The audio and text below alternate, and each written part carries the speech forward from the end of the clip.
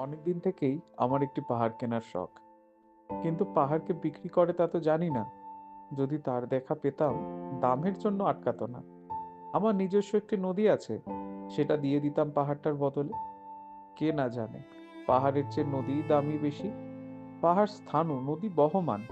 তবু আমি নদীর বদলে পাহাড়টাই কিনতাম, কারণ আমি ঠকতে চাই। নদীটাও অবশ্য কিনেছিলাম একটা দ্বীপের বদলে। ছেলেবেলায় আমার বেশ ছোট্টখাটো চিমচাপ একটি দ্বীপ ছিল, সেখানে অসংখ্য প্রজাপতি। শৈশবে দ্বীপটি ছিল আমার বড় প্রিয়। আমার যৌবনে দ্বীপটি আমার কাছে মাপে ছোট লাগলো। প্রবাহমান ছিপছিপে তন্বী নদীটি বেশ পছন্দ হলো আমার। বন্ধুরা বলল, ওইটুকু একটা দ্বীপের বিনিময়ে এত বড় একটা নদী পেয়েছিস, খুব জিতেছিস তো মাইরি। তখন জয়ের আনন্দে আমি বিহ্বল হতাম। তখন সত্যি আমি ভালোবাসতাম নদীটিকে। নদী আমার অনেক প্রশ্নের উত্তর দিত। যেমন, বলতো আজ সন্ধ্যেবেলা বৃষ্টি হবে কিনা।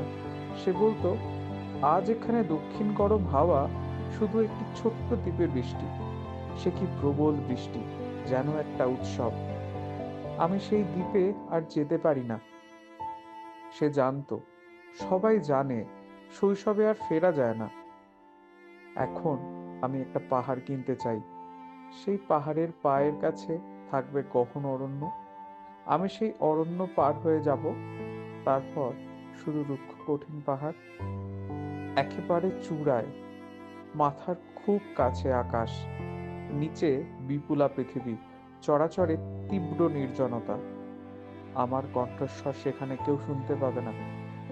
আমি ঈশ্বর মানি না, তিনি আমার মাথার কাছে ঝুঁকে দাঁড়াবেন না। আমি শুধু 10 দিককে উদ্দেশ্য করে বলবো, প্রত্যেক মানুষই অহংকারী, সেখানে আমি একা। এখানে আমার কোনো অহংকার নেই। এখানে জয়ী হবার বদলে ক্ষমা চাইতে ভালো লাগে। হে 10 দিক, আমি কোনো দোষ করিনি, আমাকে ক্ষমা করো।